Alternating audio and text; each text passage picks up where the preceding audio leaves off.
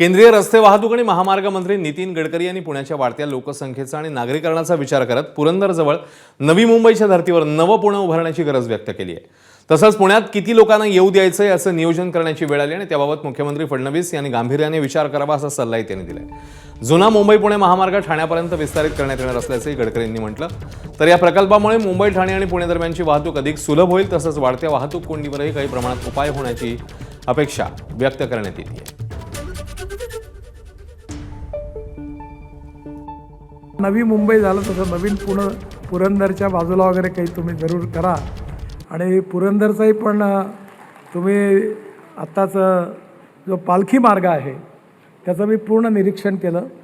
पहिल्यांदाच मी आपल्या पुरंदरच्या एअरपोर्टची पण माहिती मला मिळाली, त्या स्पॉटवरून मी पुढे गेलो होतो। पालखी मार्ग जवळपास 12,500 कोटीचा आहे आणि त्यातलं बरंचसं काम आता पूर्ण झालेलं आहे। एक पॅकेज थोडंसं आपलं इंदापूर ते बारामती याच्यामध्ये थोड्या अडचणी होत्या, त्या सुटल्या आहेत।